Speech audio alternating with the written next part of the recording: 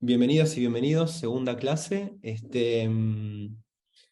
Vamos a dar algunas pautas antes de comenzar con esta clase, cuyo tema es delirio.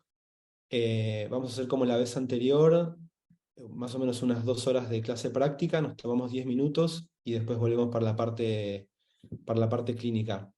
En relación a tomar la palabra, el micrófono y eso, vamos a pedirles que si tienen preguntas, que las escriban en el chat y vamos a tratar de ir retomando un poquito esas preguntas nosotros.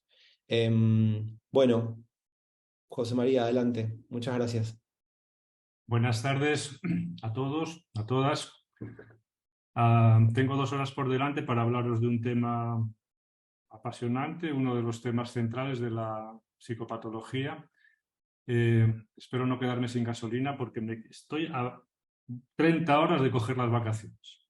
Con eso ya os digo el bagaje que llevo de fatiga detrás. Pero bueno, la verdad es que el tema merece la pena y sobre todo hablar a tantas personas interesadas vale la pena no solo un esfuerzo, sino decir alguna cosa interesante y sustancial, ¿no?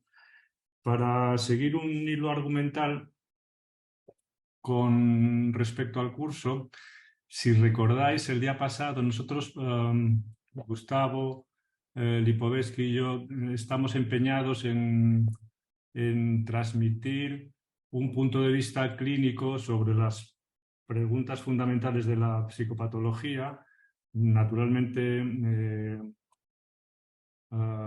echando mano de argumentos y de distintos estudiosos y tratadistas que se han esmerado y han estudiado con claridad los temas, por supuesto. Pero más que dar un curso teórico según el cual no salgamos de citas y recitas y tal autor dijo y el otro dejó de decir, nos gustaría orientar más bien todo el curso, como hicimos el año pasado, desde un punto de vista clínico. El día pasado, en la presentación del curso, se hablaba del fundamento de la clínica, radica principalmente en algunas preguntas muy sencillas. Contestarlas a veces lleva toda una vida y se necesita a veces muchísimo tiempo de estudio para responder a alguna de ellas. Pero bueno, las preguntas, no obstante, tenemos que tenerlas claras para no extraviarnos demasiado con elementos demasiado, abstracciones demasiado elevadas y no perder el suelo de la clínica, especialmente de la clínica de trincheras, que es a lo que nos dedicamos, y más tratando del delirio, que son, digamos, un tipo de clínica muy de salud mental y de servicios de salud mental, de servicios públicos. Las preguntas a las que me refería pues son las preguntas hipocráticas, las preguntas que cualquier clínico se hace. ¿Qué, cómo, dónde, cuándo, por qué y para qué?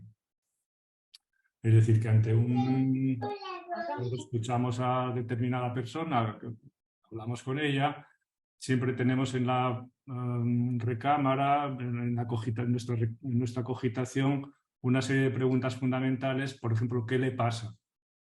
Yo no estoy pensando lo que dijo fulano, tal autor destacado sobre no sé qué, ¿no? Más bien me pregunto, ¿qué le pasa? ¿Desde cuándo le pasa esto? ¿Cómo es, qué le sucede exactamente? ¿Qué tipo de experiencias tiene? Que sean, digamos, que nos indiquen a qué tipo clínico, por así decir, dónde lo podríamos situar para orientarnos un poco, pero al mismo tiempo que nos digan algo distinto de todos los demás, ¿no? Desde cuándo, cómo lo experimenta, etcétera, etcétera.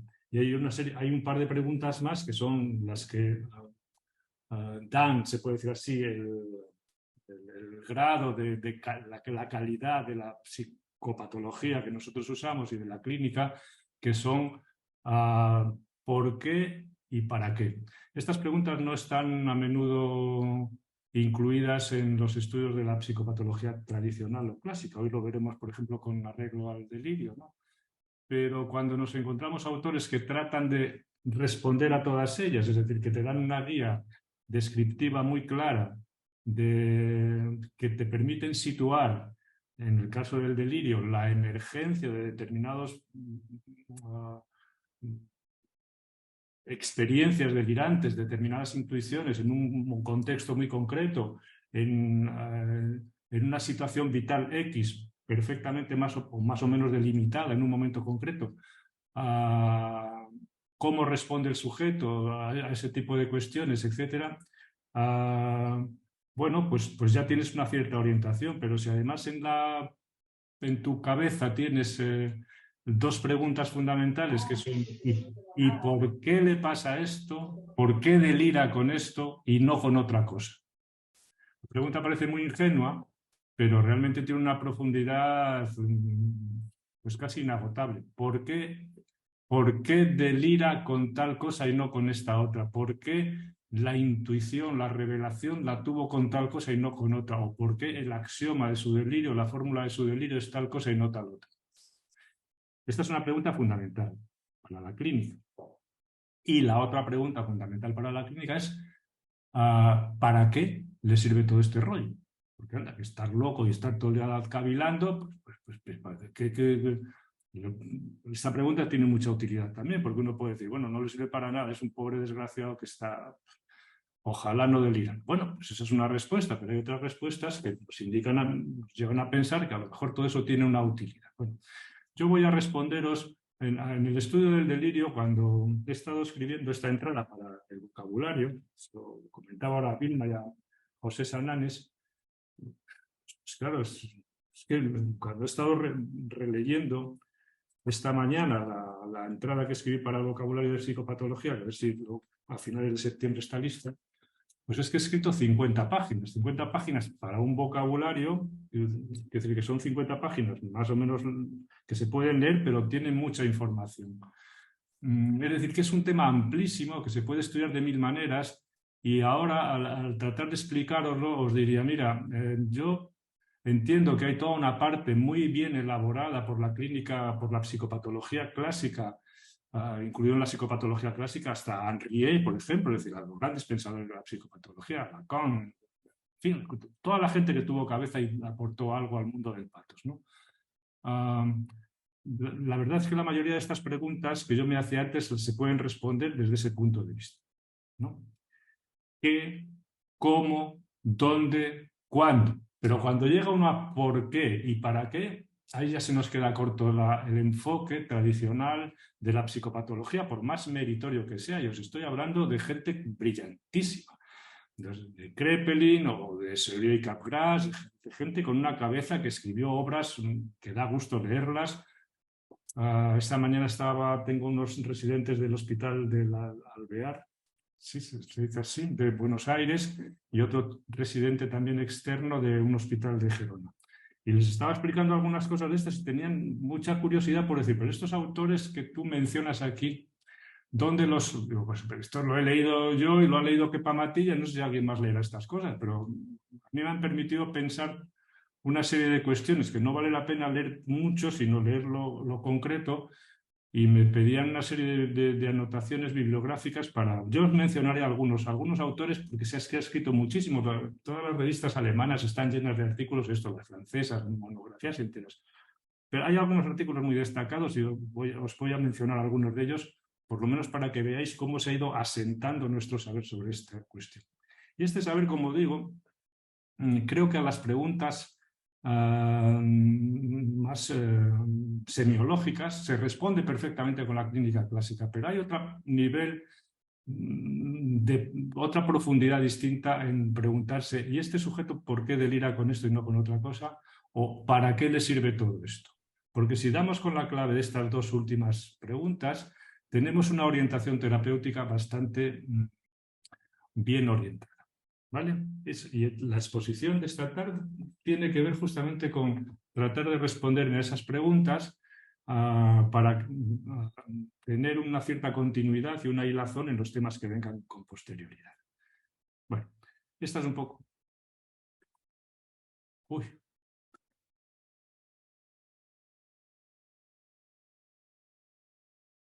Sí, perdonad, no sé quién me está aquí molestando con llamadas y se me ha cortado la comunicación, perdonad. Bueno, en lo que toca al delirio, ¿verdad? El tema es amplísimo. Yo voy a coger lo que me parece más interesante. No voy a entrar en la cuestión de los delirios, la diferenciación entre los delirios agudos y los delirios crónicos, por decir así, ni en otra serie de cuestiones, pero sí voy a recordaros dos. Después de estudiar este asunto durante años, hay algunas cosas que ahora me interesan más que en otros momentos determinados. Voy a deciros cuáles, que ahora son dos aspectos. No tienen nada que ver con... son mis cuitas personales o mis neuras personales.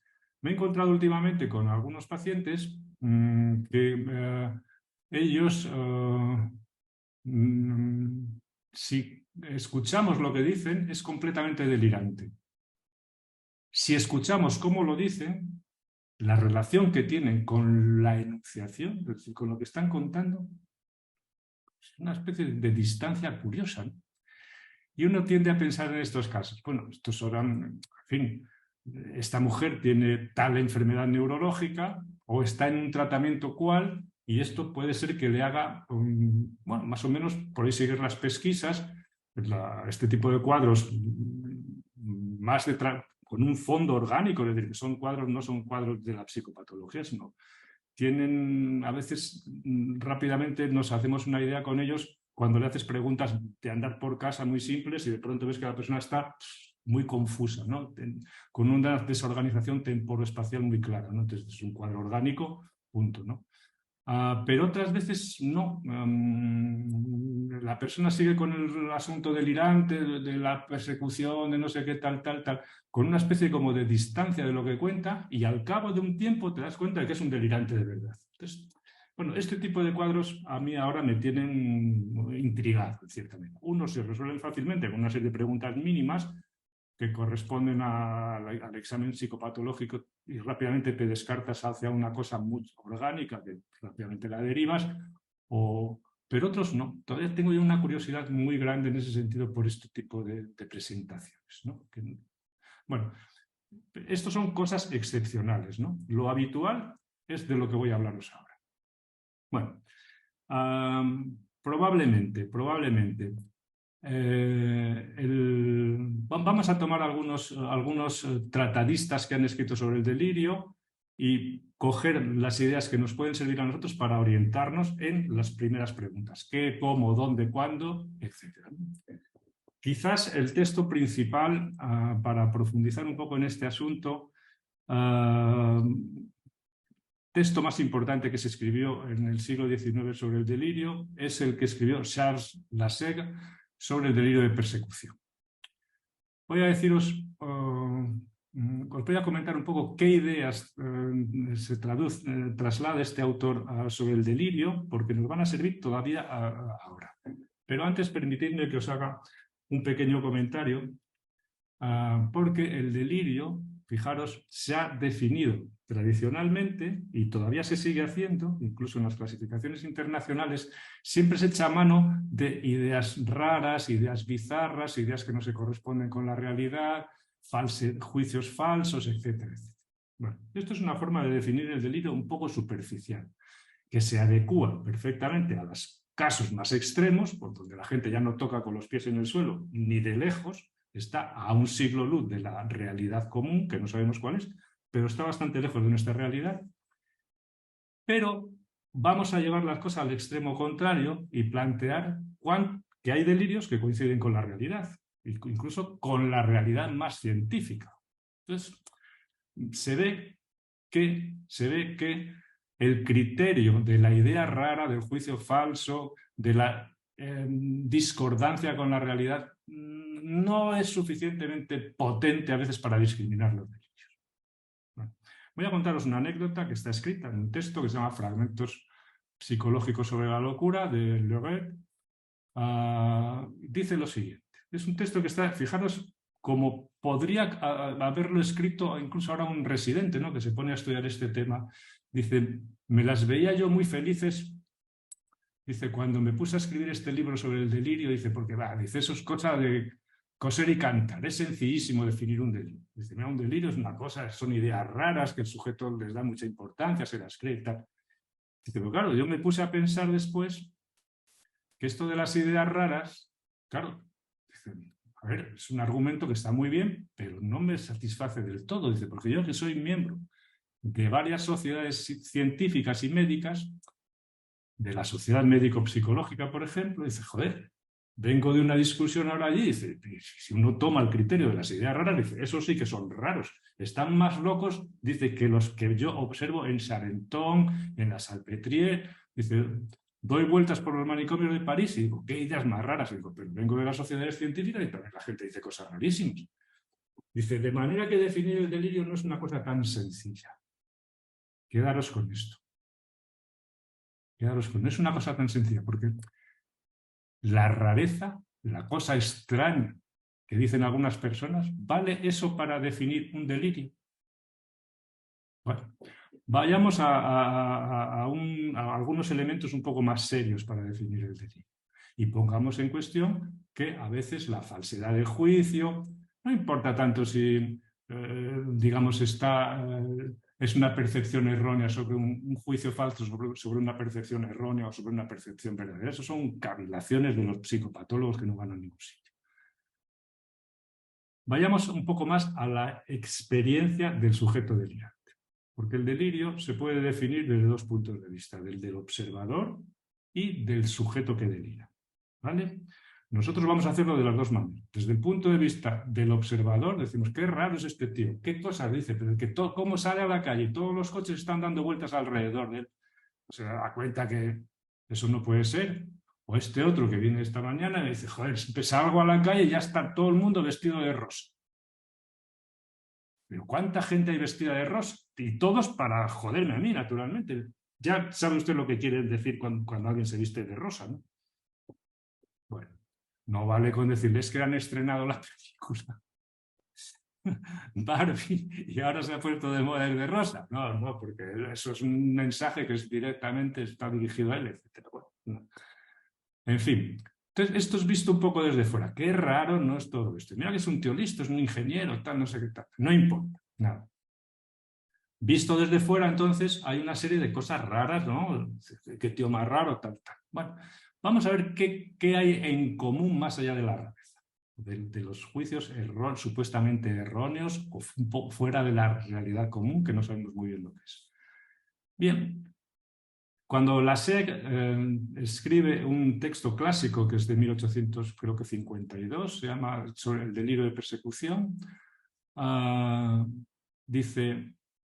aporta una fórmula que tiene dos partes que todavía no sirven mucho. Dice, por una parte, dice, el sujeto, dice, el enfermo, dice, pasa inicialmente por un periodo de incertidumbre, de angustia terrible, dice, hasta que de pronto rompe a decir no sé qué cosas raras y se tranquiliza, ¿no? Dice, entonces, esas creencias que tiene se las toma considerablemente en serio y ya no lo apartas de él.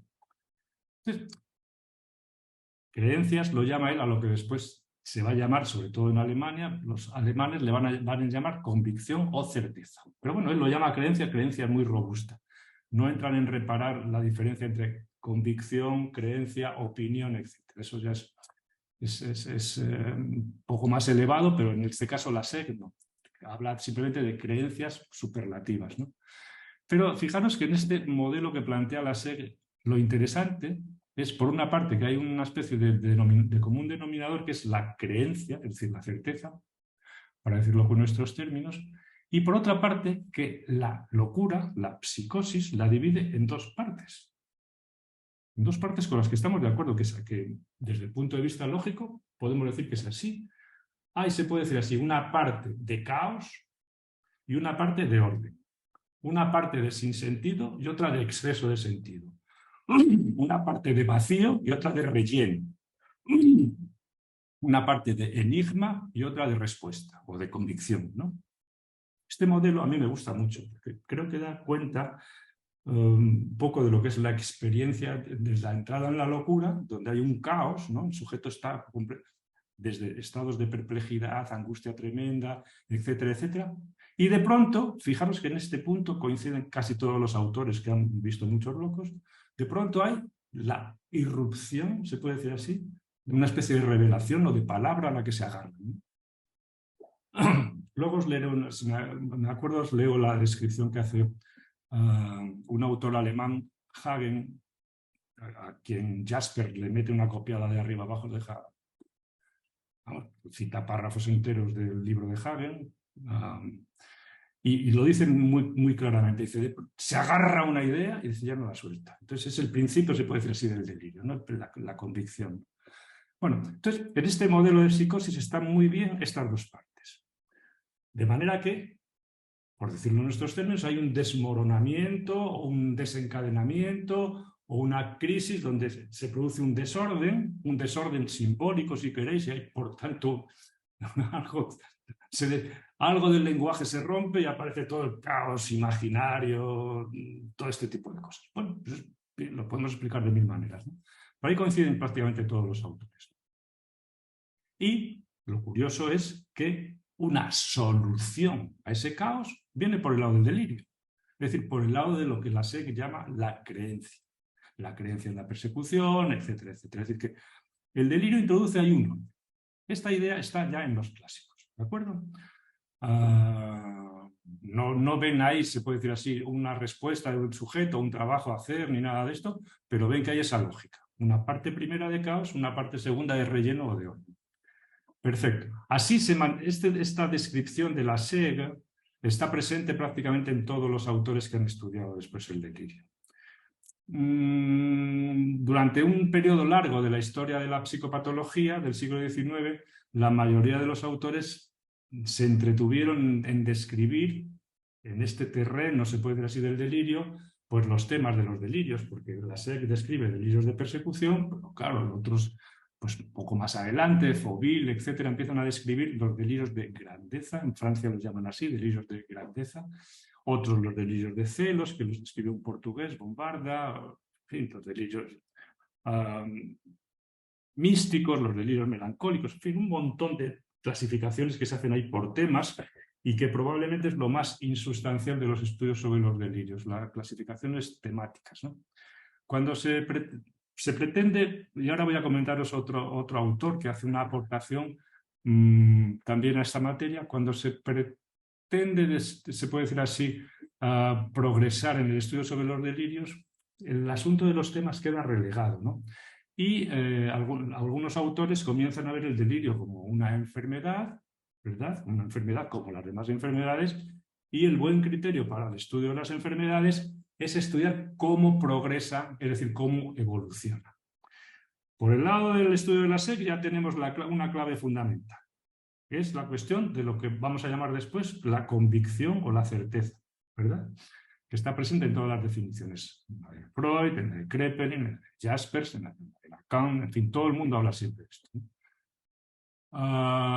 E incluso Jean-Pierre Falret dice, el único criterio válido para pensar que un delirio ha desaparecido es el abandono de la creencia delirante. Y muchos años después, Targola y Dublineau, cuando escriben el libro de la intuición delirante, dicen, todos los autores se han puesto de acuerdo en que lo único verdaderamente común en esto es la certeza o la creencia delirante, ¿no? Y que el único criterio de curación es la desaparición. Eso hay que saber qué es lo que desaparece del delirio. Espero responderos a lo largo de la clase que hay cosas que desaparecen y otras cosas que están ahí para siempre y no desaparecerán nunca. Bueno, la otra aportación que viene un poco después es la que desarrolla un médico francés que se llama Magnon. Y es un poco posterior, es ya la idea que tienen los autores de la segunda parte del siglo XIX, que está amplísimamente desarrollada por Kraepelin, que es la idea de que las enfermedades, como no conocemos muy bien el sustrato cerebral, ni la causa última ni cerebral ni de ningún tipo, las podemos reconocer gracias a la evolución. Entonces, esto que voy a comentaros ahora viene muy bien para que veáis cómo todo este mundo se ha construido con grandes observaciones y con grandes forzamientos, ¿vale? Simplemente para que lo tengáis presente. La historia de la clínica es una historia de grandes observaciones y de grandes espejismos y de grandes forzamientos, hasta el punto que se puede hablar de una invención de las enfermedades mentales, porque al fin y al cabo es una especie de construcción a veces demasiado imaginativa incluso, ¿no? Magnon ha pasado a la historia por muchas cosas, por ser un continuador de la teoría de la degeneración de Morel, pero una de las cosas por las que es reconocido actualmente es porque describió un delirio que se llama delirio crónico. Y Magnon, si queréis, para entender este asunto, tenéis que ponernos en el contexto en el que describió este delirio, que es, ya os digo, la segunda parte del siglo XIX, finales del siglo XIX, y pensad entonces, tener presente este criterio, que los alemanes iban mucho más avanzados, los alemanes, austriacos y los suizos, iban mucho más avanzados que los clínicos franceses en cuanto a la psicopatología y en la mayoría de las materias médicas y psicológicas, ¿no? Entonces, en Francia había grandes descriptores, Lasègue, por ejemplo, sobre todo Seglas, etc., pero querían tener una figura de la estatura que tenía Kraepelin en Alemania, ¿no? O que después llegó a adquirir Kraepelin en Alemania, ¿no? Y claro, no encontraban, entonces impulsaban a algunos autores para hacer un poco de sombras a los que venían del norte, del otro lado del Rin, ¿no? Y una de estas figuras era Magnan. Magnan describió un delirio y puso, se puede decir así, como es la plantilla de lo que es una enfermedad que tiene una evolución.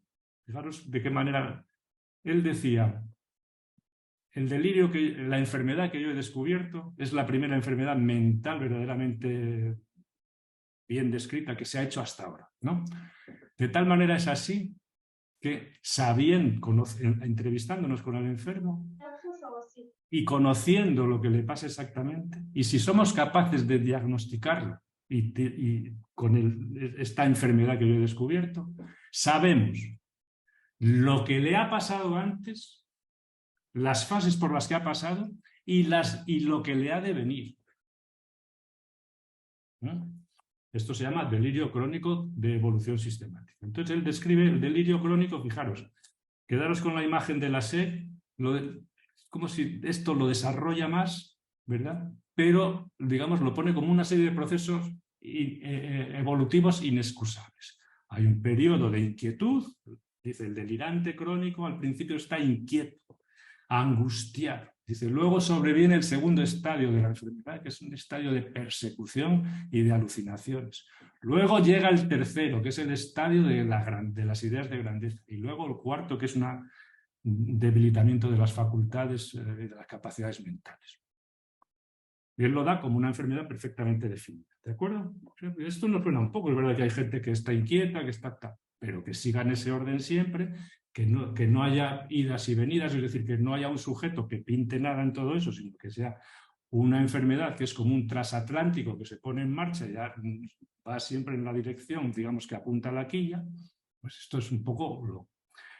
Ya en esa época, ¿verdad?, fue muy crítico, esta descripción fue muy criticada porque una de las cosas que dominan en la historia de la psicopatología y de la clínica es la rivalidad y las peleas que hay entre las distintas escuelas.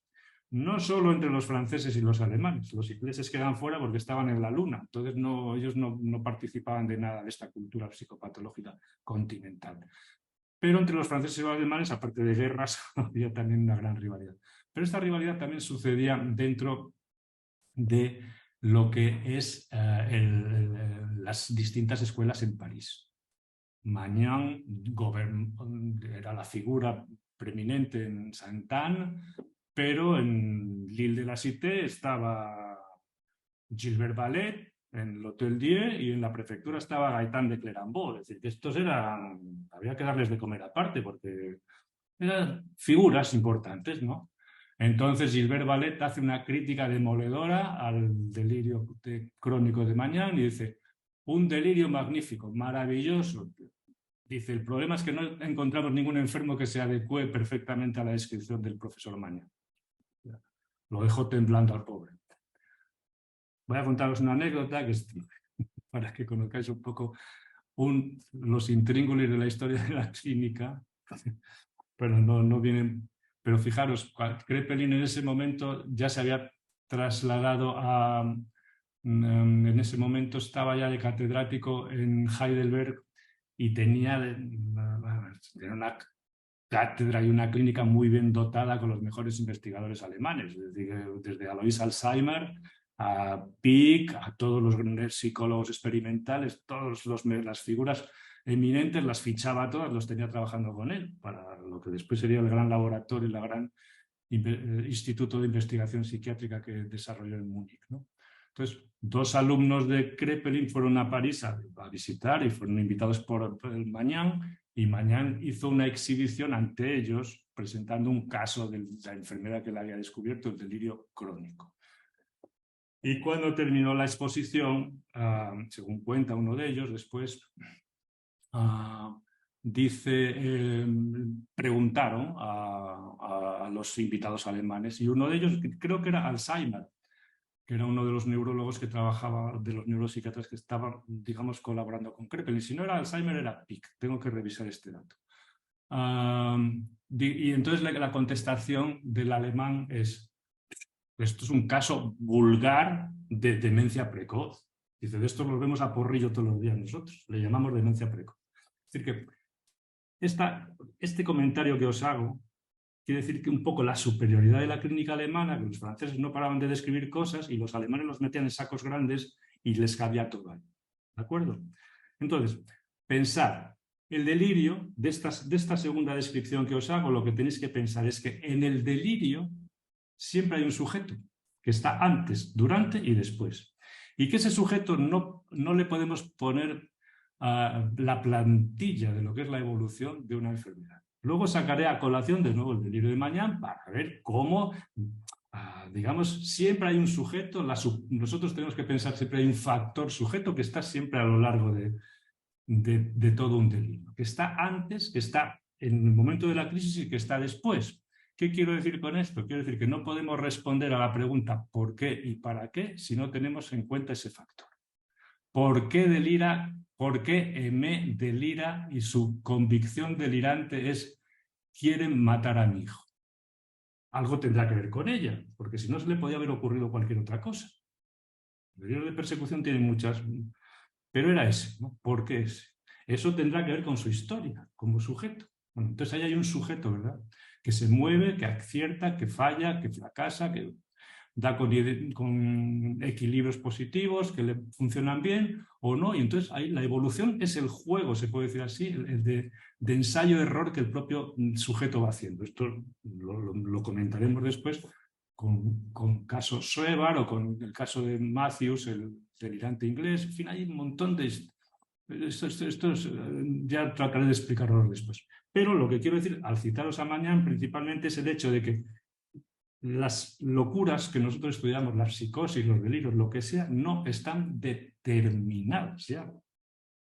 Y que hacer, como incluso se ha hecho en el mundo del psicoanálisis, por ejemplo, Jean-Claude Malval, una especie de escala de los delirios, pues eso es muy especulativo, porque hay un sujeto, no es que siempre vaya todo en la misma dirección, no. Es decir, que se puede pasar de la melancolía a la paranoia, se puede encasquillar, en fin, esto creo que no hay que poner las plantillas de la nosología o de la nosografía, aunque sean desde el punto de vista más descriptivo, en este mundo nuestro, porque el sujeto no responde siempre igual. Entonces es muy difícil hacer una psicopatología muy estrecha. Muy estrecha. Yo al final en las conclusiones lo que os voy a decir es eso, que hay que coger 4 ideas y jugar con ellas, no 25 y amoldarlo todas esas 25, los delirios primarios, secundarios, estos son todas especulaciones, ¿no? Yo voy a tratar de ir, después de conocer un poco este terreno, voy a tratar de ir por ahí. Bueno, para esto me ha servido simplemente el ejemplo de Magnan con el delirio crónico para ver que no está todo escrito, todo determinado, ni mucho menos. Mucho. El sujeto pinta mucho en todo eso y pinta mucho en la solución que le dé a eso. Vale. 2 menciones entonces, una a Lasserre, otra a Magnan, y ahora me gustaría comentaros cómo, otra cosa que todo el mundo pregunta siempre y que todo el mundo estudia. Dice, pero bueno, dentro de los delirios, claro, hay una serie de delirios que son distintos de otros. Tenemos los delirios, por ejemplo, interpretativos, tenemos los delirios más imaginativos, tenemos los delirios pasionales, Tenemos de todo. Por haber hay de todo, como en botica. Bueno, pero estas son clasificaciones que hacemos nosotros y que encontramos, es verdad, una serie de pacientes que se adecuan muy bien a eso y otros no. La psicopatología se ha especializado en hacer tipos clínicos demasiado rígidos a veces. Y es verdad que cuando das con un paciente más parafrénico, que es una cosa que llaman, por usar el término de Kraepelin, más... Hay mucha gente que está loca y su delirio, que es loquísimo, está muy adecuado. Le permite al sujeto vivir con él, andar por la calle, tener su profesión y delirar, digamos, en privado y punto. Y después viene una consulta, delira y dice, ¿qué tío más loco? Y dice, pero ¿cómo puedes tener una profesión tan distinguida como tiene? Etcétera, etcétera. Pues son gente que tiene. O este cuadro alucinatorio, este tío que está completamente alucinado, ¿no? ¿Cómo puedes llevar esta profesión tan elevada que tiene y estar con las voces ahí casi siempre, ¿no? Pues que hay gente que es capaz de eso, ¿no? Entonces, bueno, a lo que voy con todo esto es que durante, más o menos en la época que comienza Freud ya a escribir su obra y tal, en Francia hay una serie de autores que tratan de dar con una serie de claves que llaman los mecanismos del delirio, ¿verdad? ¿Y qué quiere decir? ¿Cuál es el resorte psicológico, ¿verdad? que está, digamos, en el fundamento de los delirios? Entonces, ahí se describen los grandes tipos de delirios que todos conocéis. El delirio de interpretación, de Serieux y Capgras, el delirio de reivindicación, de Serieux y Capgras, o los delirios pasionales de Clerambault, es decir, la erotomanía, los celos, los delirios de imaginación de Dupré, en fin, todos los delirios que queráis, que tienen siempre los delirios alucinatorios, los delirios de influencia, hay una serie de delirios muy bien descritos ahí y que a cada uno se le atribuye, se puede decir así, un tipo de funcionamiento mental a los que los franceses llaman mecanismo, que no tiene que ver mucho con lo que Freud llama mecanismo, ¿no? Pero ellos usan esta palabra. Por ejemplo, quizás la obra más importante en todo este es la obra que escribió Serieux y Capgras, que se llama Las locuras razonantes, el delirio de interpretación. Entonces explican cómo hay una serie de sujetos que en Alemania llaman paranoicos, ¿verdad? Y que el delirio se construye siempre a partir de interpretaciones y que esas interpretaciones no paran, van dando siempre forma y amplitud a los delirios, que son delirios, se puede decir así, en red, no en sector. Los delirios en sector son delirios más reducidos, es una diferencia que es clásica que se hacía, pero Clerambault lo hace. Están siempre con lo mismo, el reivindicador siempre dice lo mismo. Me calumniaron el día 8 de junio de 1900 no sé qué, cuando dijeron, pasa toda la vida diciendo eso y querellándose con todo. Si no se mueve de ahí, el interpretador va ampliando el asunto. Bueno, esto en los casos típicos. Pero después hay, bueno, no. Entonces, se ha querido describir todo este tipo de delirios con mecanismos distintos, por tanto, hacer como tipos clínicos distintos. Bueno, en algunos casos esto está bien, nos orienta, ¿verdad? Pero en otros casos no está tan claro que solo esté en juego un tipo de la pasión, lo imaginativo, lo interpretativo, lo alucinatorio. A veces está todo más mezclado, ¿no? Es decir, que esto es un trabajo que a veces lo que se transmite cuando se estudia a los autores más importantes es como si todo estuviera, como si todo fueran enfermedades cortadas un poco por el patrón de la medicina interna, ¿no? Pero a veces está todo un poco más mezclado. Lo que sí digamos, es un común denominador de todo eso, de todo, a mi manera de ver, es la interpretación. El delirio siempre es interpretativo. Siempre es interpretativo y autorreferencial y de perjuicio. Sobre esto volveremos luego, porque hay una serie de elementos que siempre están ahí, ¿no? Y esos con los que tenemos que dar y después ser un poco más laxo con todo lo demás, ¿no? Entonces, con todo esto que os digo, ahí entran en juego todos los grandes estudios de los delirios pasionales, tiene una estructura que ya conocéis, ¿no? Clerambault la describe todo reducido a una fórmula, que son las fórmulas, con otros términos después reproduce Lacan, cuando habla de estas cosas. Es el otro el que ha tomado la iniciativa. Es el otro el que ha tomado la iniciativa. Es el objeto, dice Clerambault, el que toma la iniciativa. Es decir, que en un delirio erotomaníaco, el sujeto siempre tiene la convicción de que hay un otro que está pendiente de él y que toma la iniciativa.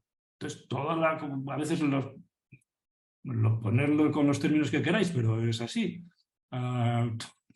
Las grandes cosas de los erotómanos al principio, cuando están en fase más de esperanza, son las paradojas que le sobrevienen. Dice, ¿cómo me está guiñando la princesa tal cuando sale por televisión? Joder, si resulta que ahora se casa con no sé quién. Entonces, el Clerambault llama las paradojas del objeto, es decir, las paradojas de la otra persona. Bueno, este tipo de cosas. Todo perfectamente conocido. Son fórmulas muy sencillas que cuando se conocen rápidamente a uno le facilitan el pensarlo. Perfecto. Bueno, hay otro, esto lo dejamos aquí porque no me gustaría dedicarme únicamente a dar una clase sobre historia de la clínica. Pero si hay otro problema que conviene que tengáis presente y que es fundamental para pensar en este asunto. Es un problema más alemán en ese sentido. ¿Cuánto pintan aquí los afectos? O sea, ¿el delirio es una cosa solamente de las representaciones, de las ideas, o cuentan mucho la cuestión de los afectos? Este es un problema muy propio de la clínica alemana y muy desarrollado especialmente en Alemania. ¿Por qué? Pues porque en Alemania tiene su particularidad en la historia de la clínica, que es una particularidad que claro, ellos parten de la idea. Este tipo de ideas, que son las que son fundamentales en la manera de pensar de determinado tipo de colectivos o de escuelas, tienen mucho que ver con las historias locales de cómo se piensa en determinado lugar. ¿De acuerdo? Lacan está muy influido por Clerambault porque se hizo la residencia con él. Entonces, bueno, pues él piensa de determinada manera, estructura. Y en Alemania tienen un punto de vista un poco distinto. ¿Por qué? Pues porque en Alemania, a mediados del siglo XIX, apareció un tío con una mente prodigiosa, que era Grisinger, y de pronto todo lo que era un cierto caos dentro del mundo de la psicopatología, él lo ordenó. Y esas ideas quedaron ahí. Y las ideas de Grisinger tienen mucho que ver con la articulación de los afectos y las representaciones. Es la psicología alemana. Freud también trata de eso. ¿Por qué importó eso? Pues porque Grisinger, en el modelo que después se llamó Einheitspsychose, que es un término muy tardío que se aplica al modelo de Grisinger, que él nunca usó, la psicosis unitaria o única.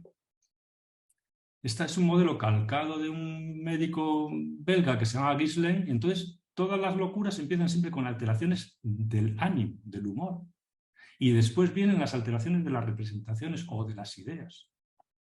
Entonces, las ideas son secundarias con respecto al ánimo. Ese es el modelo muy alemán con el que todos andan pensando siempre, ¿no?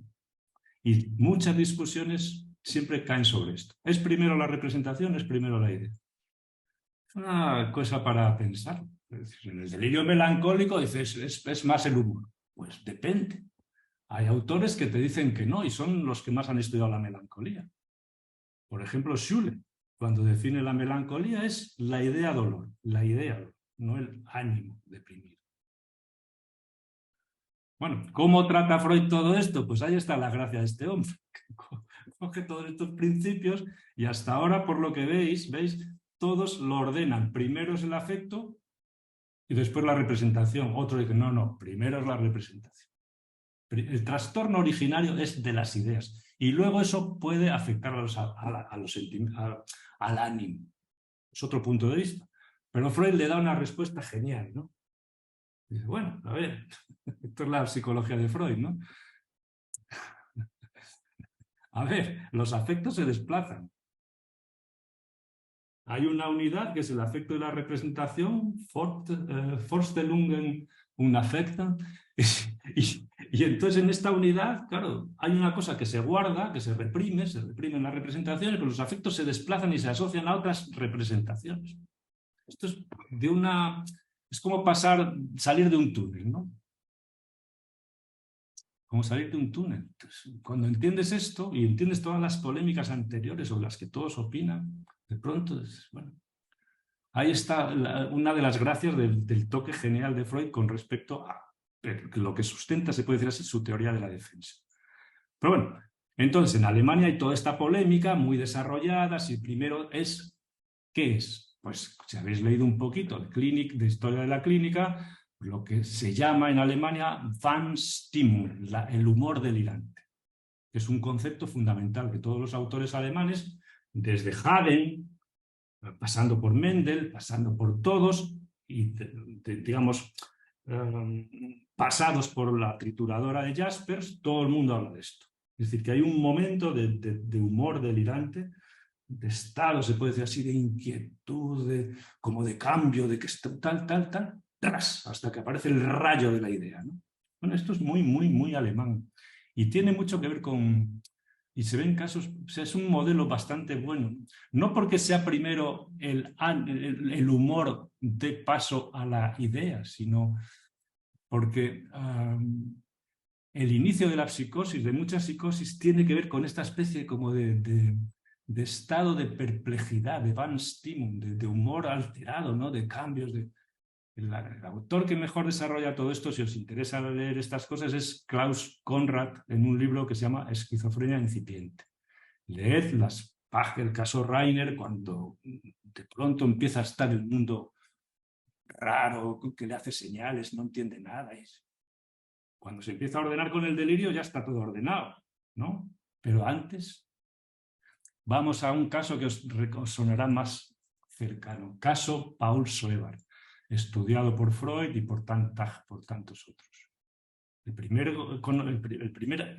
primera entrada en la psicosis de Soebar no es una paranoia, ni una esquizofrenia, es una melancolía. Es como se enloquece, él es de melancolía inicialmente.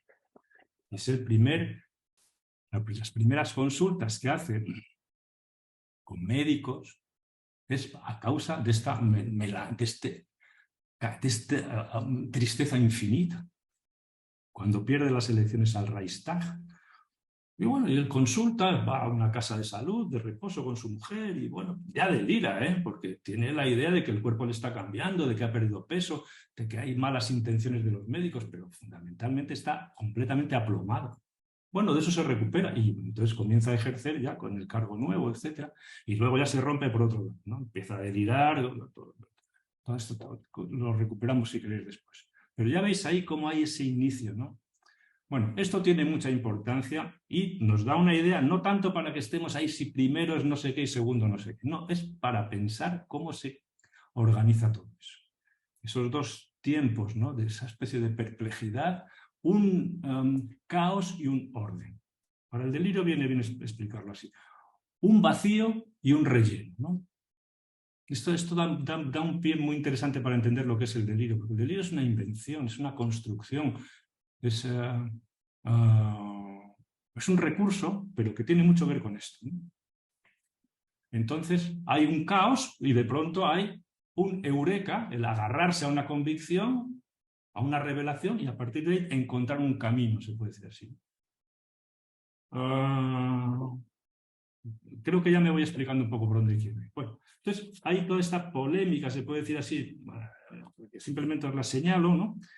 Y que tiene mucho que ver, claro, fijaros vosotros ahora cómo vais a entender rápidamente por qué es en Alemania donde se describen los delirios de relación de los sensitivos. Pues porque ellos ya están con todo el rollo este del humor, etcétera, etcétera. En Francia los paranoicos son paranoicos muy combativos, no... Son paranoicos que deliran, no son paranoicos que se deprimen. Los paranoicos alemanes también se deprimen. Por eso surge en la escuela de Tubinga, con Gaup, y antes con Friedman. Tubinga estuvo Grisinger de médico. Es decir, que todo eso va quedando. Y Kretschmar, que fue residente de Gaup, describe los delirios de relación o de referencia de los sensitivos, que son tíos que son medio melancólicos, medio paranoicos. Esto, cuando se conoce la historia de la clínica, todo tiene su lógica y su orden, ¿no? Y esos son los paranoicos más alemanes, los tipo Ernst Wagner, los melancólicos que se ponen paranoicos, los paranoicos que se ponen melancólicos. Los franceses son más combativos, si lo miramos desde la óptica de la relación entre la melancolía y la paranoia, también a los franceses los vemos desde así. A Aimé también se le ve el raspe melancólico que tiene. Pero bueno, la forma de mirar de los clínicos es más separada, ¿no? Unos ven una cosa, otros ven otra, por su educación principalmente. Entonces, por eso vale la pena tener una educación un poco amplia, ¿no? Bueno, quería leeros simplemente para que veáis de qué manera otro autor, que, bueno, pues probablemente como clínico no era un gran clínico, pero como docente y como profesor fue el no va más en su época, que fue Emil Kraepelin. Y Emil Kraepelin era la referencia de todos. Si cualquier obra que leáis de esa época, todo el mundo habla de Kraepelin. No porque fueran krepelinianos, sino porque era imposible no citarlo. Que era como una especie como de compendio de todo lo demás. Pero voy a leeros precisamente algo de Kraepelin para que veáis que cuando Kraepelin enfrenta el problema del delirio, que lo define de una manera un poco ni chicha ni limonada, es decir, de ideas raras, no sé, pero cuando se pone a reflexionar, fijaros a dónde llega, cómo lo argumenta, de qué echa mano para argumentar. Claro, bueno, la gente no lee a Kraepelin, pues no, pero dice, os voy a leeros un fragmento del libro de psiquiatría, que es la edición sexta, que es de 1899. Kraepelin lo piensa de esta manera, cuando va a hablar del delirio, y establece una separación entre Wissen y Glaube, entre el saber y la creencia. Bueno, lo llama así, creencia, ¿no? Y entonces, ¿y por qué echa mano del saber y de la creencia? Y es desde ahí donde va a construir un poco la idea que él se hace del delirio. Subraya dos tipos de conocimiento. Cuando empieza a estudiar el delirio, él se mete en el asunto de conocimiento. ¿Qué pinta esto del conocimiento? Es que no... Pero él entra en el asunto del conocimiento. En paralelo a este desarrollo establece una segunda oposición. Una es entre saber y creer, y otra es entre error e idea delirante. Entonces, con estos cuatro términos va a conformar los errores, dice, se combaten con las armas de la experiencia y la reflexión racional. Bueno, muy interesante. ¿Qué quiere decir? Quiere decir que si nosotros nos encontramos con alguien que esté equivocado y diga disparates, por ejemplo, que la Tierra es plana, pues hombre, a lo mejor discutiendo con él no hace falta explicar nada de teoría de la relatividad. Pero bueno, más o menos, si le explicas bien, igual cambia de opinión. Pero si es un delirante, no digo que los terraplanistas sean delirantes, no, si es alguien que tiene una convicción de que eso es así, no vas a ningún sitio, no le vas a convencer de nada. Esto lo dice John Haslam cuando escribe el libro sobre dice, no gastéis tiempo en convencer a los delirantes de sus ideas raras, porque ellos están convencidos y dicen, no, es imposible, no hay razonamiento. Lo dice Bloiler cuando escribe esto, los habrá pasado a todos. Yo tengo ahora un paciente también que quiere separarse, empieza a hacer cuentas y siempre salen todas favorables a él. Joder, ya ha hablado con la trabajadora social, le dice, oye, pero a ver, joder, que si siempre sumas y restas y tal, todo el dinero te queda siempre a ti. Dice, claro, normal, la justicia es la justicia. Ya no hago más cuentas con él. Bueno, no hagas cuentas porque siempre le va a salir, todo le va a quedar para. Bueno, pues ya está, ¿qué vas a hacer? Entonces, Kraepelin lo dice así. Los errores se combaten con las armas de la experiencia y la reflexión racional. Bueno, estos los errores. Al hilo de estas cavilaciones introduce el problema del delirio y dice, ese proceso de enfermedad exageradamente extraño e importante que denominamos delirio, y él lo llama Wahnbildung, es decir, creación o formación de un delirio, dice, las ideas delirantes son representaciones patológicamente distorsionadas que no son susceptibles de ser corregidas mediante la evidencia. Es precisamente esta peculiaridad la que nos indica que las ideas delirantes no surgen de la experiencia o del razonamiento, sino de la creencia. Sin embargo, no pocas veces están relacionadas con percepciones reales o ilusiones sensoriales. Vamos a detenernos un poco. Vamos a ver. ¿Cómo es posible que una persona con una formación importante académica crea cosas raras y que no sea susceptible de ser convencido de lo contrario?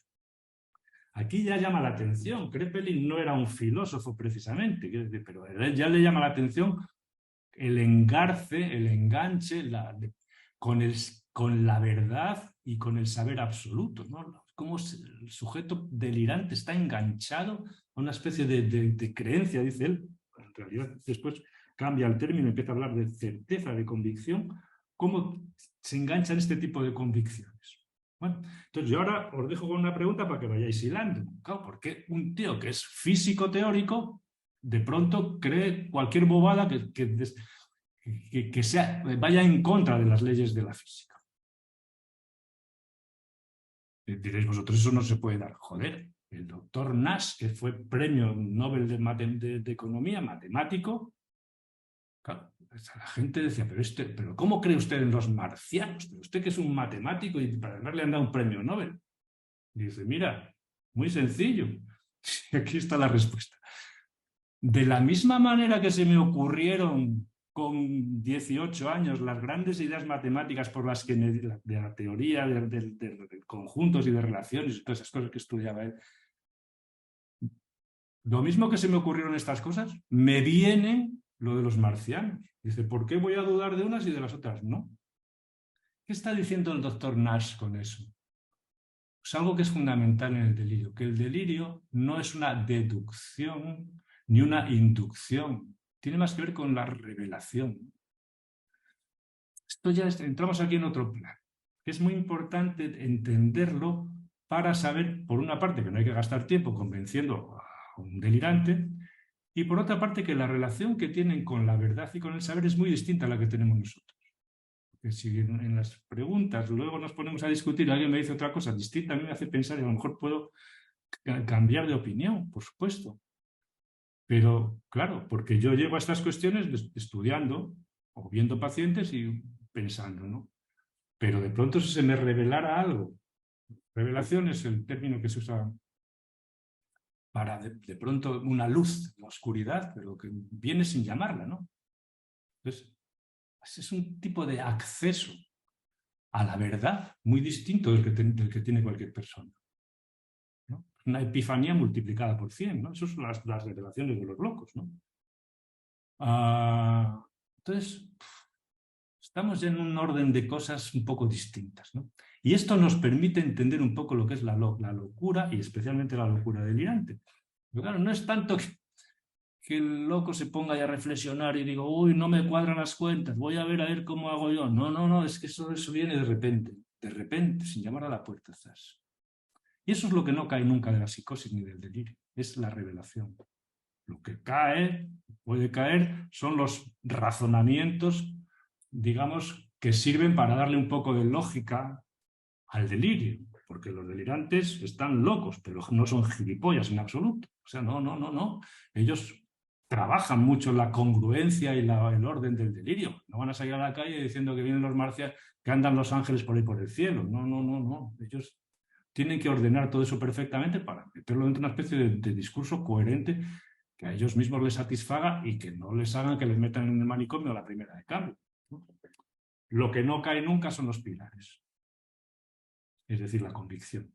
Eso siempre está ahí. Puede ser usada o puede estar bajo la alfombra y usarse solo en caso de necesidad, pero siempre está ahí. Es la verdad absoluta del sujeto. Dicho de otra manera, es el fantasma llevado a lo real, la mujer de Dios.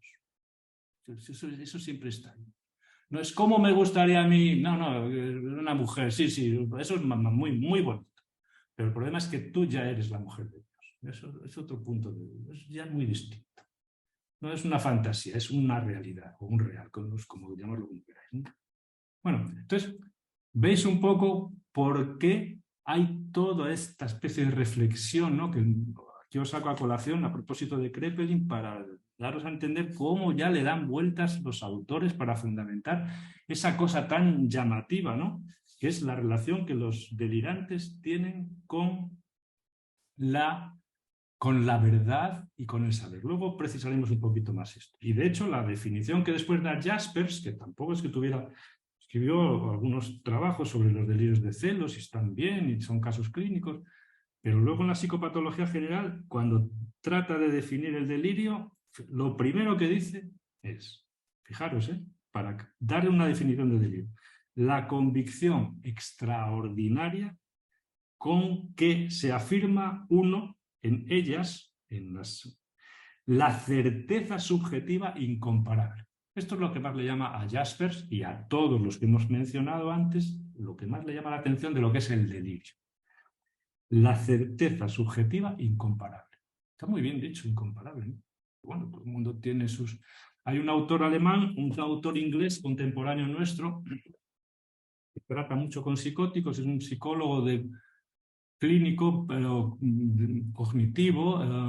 Tío, tiene cosas interesantes cuando escribe sobre la esquizofrenia, pues porque como está con esquizofrénicos, pues algo tiene que decir. Tiene algunas cosas que son un poco más graciosas, ¿no? Dice, este paciente tenía un 80% de certeza. No hemos sacado todavía el calibrador de la certeza, pero todo el mundo vuelve siempre sobre eso, ¿no? Y Jasper dice incomparable. La segunda característica que da es la condición de no influibles por la experiencia y por conclusiones irrefutables. Bueno, aquí tenemos que hacer una matización. Está muy bien lo que dice Jasper, no influibles por la experiencia. Bueno, fenomenal. Pero vamos a hacer una matización no para contradecir esto, sino para afinarlo un poco más. Lo que no es contradecible por la experiencia es la convicción delirante, el axioma del delirio, la fórmula del delirio. Yo soy... La mujer de Dios es weberiana, ¿no? El otro quiere matar a mi hijo. Se me calumnió tal día, tal. Eso no cae nunca. Eso siempre va a estar ahí. Lo que cae, se puede decir así, son las explicaciones razonantes de todo eso. Eso puede caer. Lo que no cae, se puede decir así, es la posición del sujeto en el mundo, que es yo soy tal cosa o el otro me tal cosa. Eso siempre está ahí. Pasa desapercibida, se puede usar más, se puede usar menos, pero eso siempre va a estar ahí. ¿Y cuándo pasa desapercibida? Pues cuando el sujeto ya no necesita el delirio, que es la mejor, como te dicen los pacientes, cuando ya no necesito esto, hasta que lo necesite. Vamos a ver esto desde otro punto de vista, que igual vosotros habéis tenido la oportunidad, pero cuando se os dé esta circunstancia, veréis cómo es uno de los momentos más importantes de vuestra vida profesional. Cuando asistís a la muerte de uno de vuestros pacientes delirantes, de los delirantes de vida. Una paciente mía, de la que escribo en el libro de la psicoterapia de la psicosis, que un día llegué un poco tarde, 3 segundos, ras, ya estaba ya colocada a la puerta como hacía siempre para llamar, yo subí la escalera como un cohete para recibirla como hacía siempre. Y entonces ella me mira que voy corriendo, le abro la puerta, paso, entro a la consulta y de pronto, gran caos. La alfombra que estaba en la consulta, el tal, estaba toda amontonada, más que extendida como debe estar, porque la señora que venía a hacer la limpieza debía andar con prisas. Voy, me agacho, la pongo bien y le digo, pase. La señora se sienta, habla, se despide, adiós, me dice, no fume usted, por favor, que hay muchas personas que dependemos de usted, por lo menos. Esto me lo dijo hace 30 años, que yo hace que no fumo, ni me acuerdo. Bueno, al día siguiente, esta mujer viene con 2 maletas, llama al timbre y me dice, ¿dónde me instalo? Y yo le digo, ¿cómo? Dice, un hombre que se arrodilla delante de una mujer ya lo ha dicho todo. Bueno, desarrolla una erotomanía, no importa, yo la traté hasta que se... Y luego, 20 años después, esta mujer se enfermó de una cosa que tenía en la piel y de pronto era un melanoma. Le dije, mire, esto que está usted contando, tenemos que consultarlo con vaya usted primero al internista y luego al dermatólogo, porque yo creo que esto es distinto de lo que venimos hablando desde hace 20 años. Dijo, sí, yo también lo he pensado, es distinto. Dice, por eso no quería consultar. Digo, pero hay que hacerlo. Bueno, consultó y todo fue muy rápido. Al cabo de un tiempo la ingresaron y yo, claro, ya no fui a verla al hospital. Bueno, voy a verla al hospital y aquí, yo esta señora que la trataba siempre de usted, pero yo tenía 28 años cuando empecé a tratarla y ella 30 y pocos, siempre la traté de usted porque era lo que me salía al ver una persona que nada más que la ver dices, esta es de otro mundo, pues tienes que tener unas precauciones especiales, una distancia adecuada, etc. Y siempre la mantuve, menos esa de que me agache. Bueno, Me acerco a la cama del hospital y me dice, puedes acercarte, José María. Y, hostia, me trata de tú y me llama por mi nombre, que no lo había hecho nunca. Y yo, y dice, y puedes tocarme, me coge la mano y me la pone así. Dice, a ver, dice, yo lo del delirio ya no lo necesito. Dice, me quedan 4 días. Dice, la locura es algo necesario. ¿Cómo iba a sobrevivir yo a la infancia que he tenido? Yo salí de ahí y dije, hostia, pero esto no. Si no lo veo, no lo creo. Sabía que las cosas podían ser así. Dijo, era una cosa necesaria para mí. Dijo, y ahora me voy a morir y ante la muerte los delirios son bobadas. Bueno, entonces, esta mujer, ¿verdad? Siempre se podía estabilizar, lo que sea, pero siempre dejaba la cosa de... es un caso muy parecido al de Bobón. Ella siempre era una mujer mirada, siempre se la veía, entre otras cosas porque ella tenía un ojo de un golpe que le habían dado, tenía un ojo de una prótesis, ¿no? Entonces el ojo lo dejaba por la noche en la mesilla y ella era... yo soy siempre vista, como el caso de Bobón. Bueno, pues, lo he necesitado para vivir, ahora ya no lo necesito. Qué fuerte. Entonces, esto viene muy al pelo para ver que los delirios pueden caer, pero si a esta mujer le hubieran dicho al día siguiente, está usted curada, váyase a casa, ras, rápidamente vuelve a echar mano del delirio. Eso seguro. No sabía vivir sin eso. Es decir, no podía enfrentarse a la realidad, a la vida se brotó un día que fue de viaje de estudios cuando terminó su carrera universitaria y una persona le pidió baile, le puso la mano así y de pronto ya empezó a oír ruidos por la noche, ya cosa terrible. ¿Qué herramientas tenía para vivir? El delirio. Pues, tenía otra cosa. Y el terapeuta, el psicoanalista que estuvo conmigo, se murió conmigo. O sea, que era así. Bueno, entonces aquí vemos, esta es un poco la cuestión que quería deciros, ¿no? Que quería hacerle yo esta matización a lo que dice Jasper, por condición de no influir por la experiencia. Bueno, la experiencia, claro, el delirio es necesario, es una necesidad que se tiene.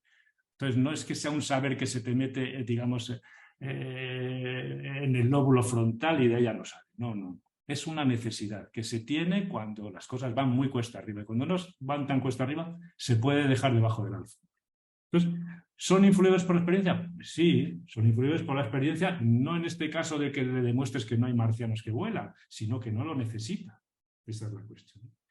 Y la tercera cuestión, que creo que tampoco es es descriptiva, pero dice la imposibilidad del contenido. Bueno, ¿los delirios son verdaderamente una imposibilidad del contenido? Bueno, pues pensad en los pacientes vuestros querulantes y en los hipocondríacos delirantes a ver si hay una imposibilidad de contenido. O sea, a veces se delira con cosas muy sujetas a la realidad y muy acordes, se puede decir, con el discurso imperante en el que estamos. Por ejemplo, el psicoanálisis. Todo el mundo conoce gente que delira muchísimo con el psicoanálisis o con la física o con lo que sea, es decir, con el medio que está cada uno.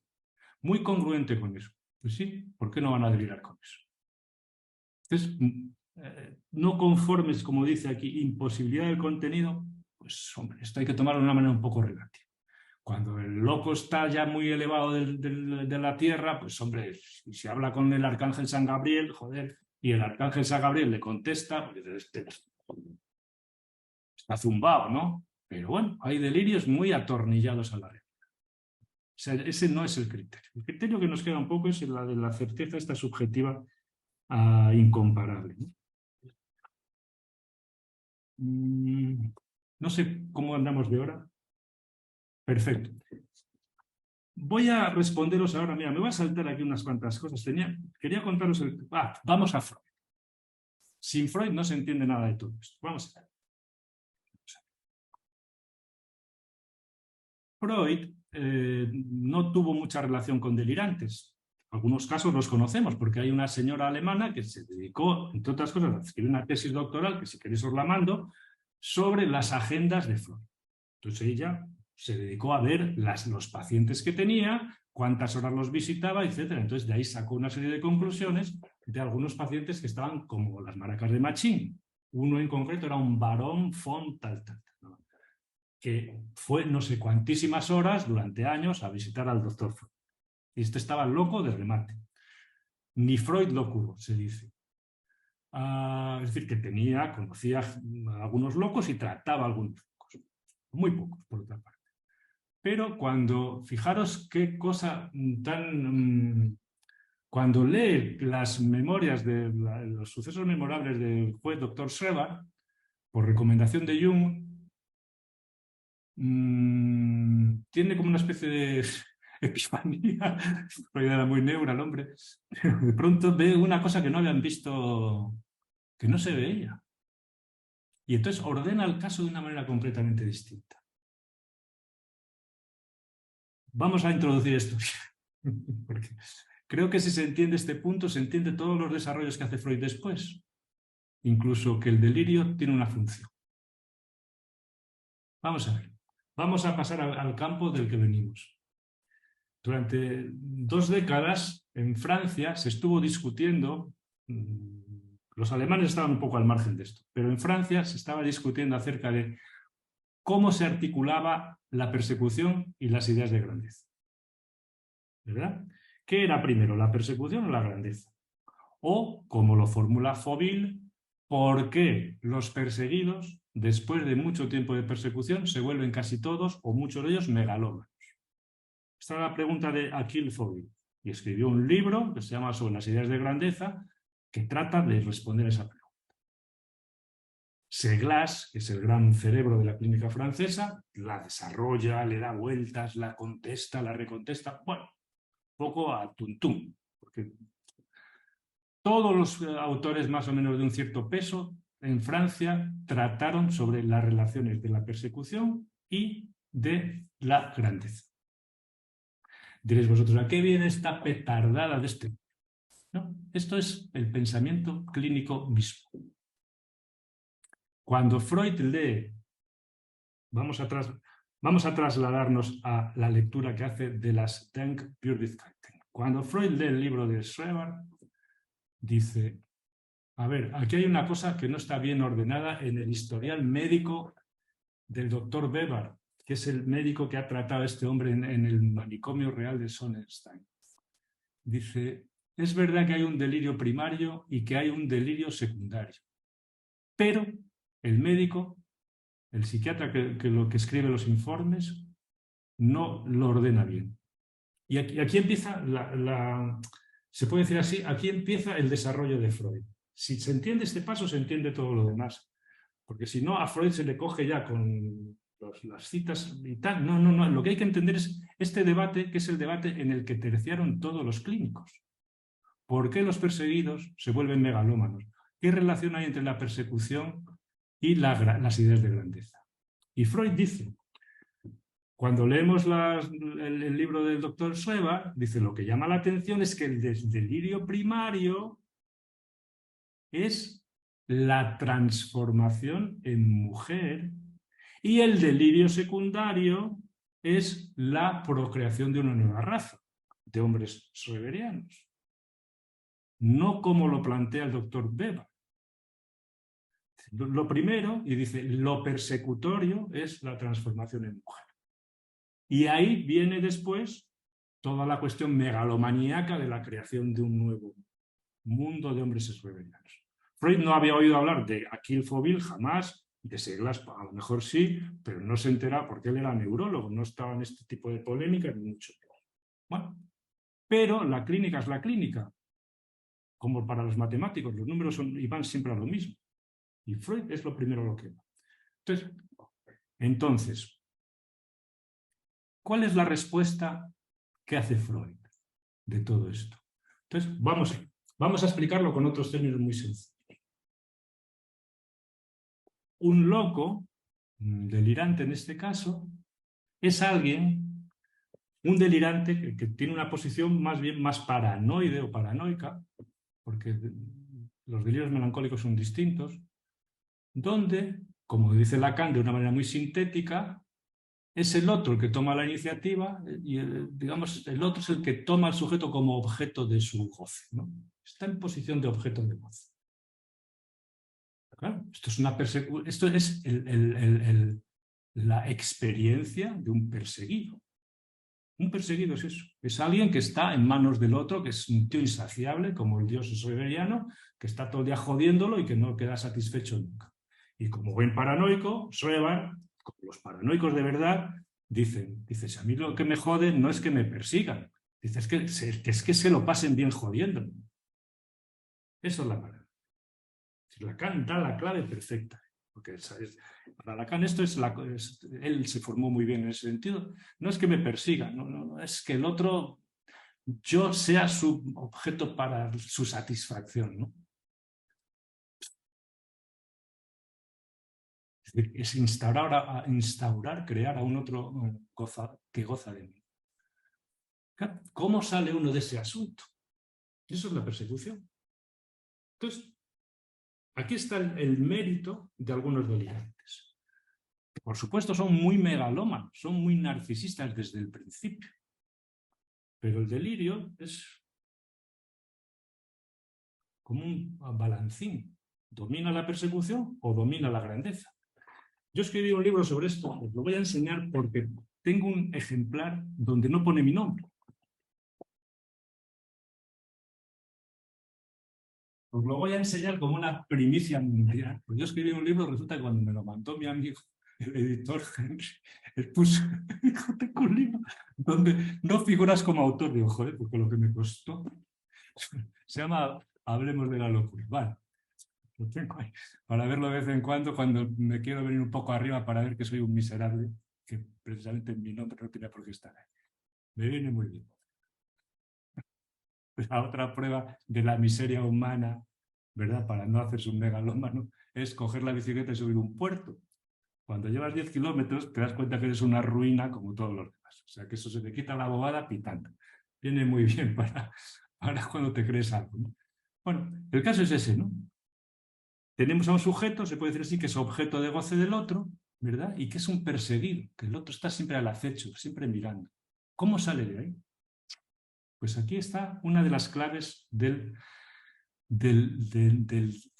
la estabilización de algunos delirantes, por ejemplo Schroeder, que es que en un momento determinado dan con una clave que es que si el otro está tratando de joderlos a él y de restaurar el desorden, digamos, propio del sujeto a través de toda esa invención, en realidad pueden hacer una cosa mejor, que es restaurar el desorden del mundo o el desorden del otro. Y esto se llama, simplemente se llama una misión, tener una misión. Puede ser un redentor, puede ser un restaurador de no sé qué, lo que quieras. Pero de pronto el mismo sujeto cambia completamente de posición. Y aquí está uno de las cosas fabulosas de la invención delirante. El sujeto de una posición pasiva que está en manos del otro, que es un canalla que está ahí jodiéndolo, de pronto asume o puede asumir la misión de restaurar el caos del mundo. Porque el caos o está en él, o está en el mundo, o está en el otro. Entonces, ese cambio de posición, esa posición más activa, es la que hace que algunos delirantes de pronto se pasen a, como Schreber, por ejemplo, con lo que Freud capta cuando lee el libro de sucesos memorables, dice, no, el delirio primario es la persecución para convertirlo en mujer y la grandeza viene después, que es la respuesta. Freud no lo dice así, pero lo planteamos clínicamente así, es la salida, la misión, la solución de una misión para salir, se puede decir así, de esa persecución. Esto cuando se lee el libro del doctor Schreber, él lo explica muy bien, ¿no? Hay un momento determinado en que él es acosado por el perseguidor, es en los momentos más terribles, la transformación corporal, cuando se hace vestidos de mujer, está ahí en el manicomio, total. Y en un momento determinado hay una creación del delirio que es fabuloso, que es lo que él llama el orden del universo, y ya por encima del malvado perseguidor de Dios pone una cosa superior, que es el orden del universo. Y entonces, después de inventar el orden del universo, dice, yo me pliego, asumo, se puede decir así, el convertirme en una mujer porque el orden del universo así lo exige. No porque este hijo puta de Dios lo quiera, sino porque hay una misión superior que cumplir, que es procrear una nueva raza. ¡Ras! Y ahí en el historial clínico se ve, comienza a fumar, vuelve a tocar el piano, dice, ya sale al jardín a pasear. Es decir, que se produce una mejora. Y a partir de ahí es cuando empieza a hilar cómo le va a meter un puro al director del manicomio, lo va a llevar a los tribunales para salir del manicomio porque él no estaba loco, naturalmente. Tiene una relación especial con Dios y así lo hizo, y así lo consiguió, ¿no? Es decir, que hay ese paso, ¿no? Que es la misión, ¿no? Eso se ve en algunos delirios, no en todos, ¿no? Donde el sujeto toma una parte activa y a lo que se dedica es a construir, se puede decir así, esa especie de a contribuir a ordenar ese caos que es el mundo. O el caos lo tengo yo o el caos está en el otro. Entonces, bueno, a reordenar un poco todo eso. Bueno, esta es la idea principal, creo yo, que está en el fondo de la lectura que hace Freud, no con estos términos, pero sí que hace Freud tocante a las memorias al libro de memorias del doctor Schreber, y que eso es lo que le permite decir en un momento determinado, porque si no, no se ve de dónde sale eso, que el delirio no es el signo de la enfermedad, como se dice a menudo, o no únicamente es eso, sino que es el trabajo, el intento de restablecimiento de una realidad invivible y que el sujeto tiene que reconstruir toda una realidad entera para poder habitar ahí. Y eso es un esfuerzo, un trabajo, y vuelve a usar Freud ahí la expresión que antes os leía en Kraepelin,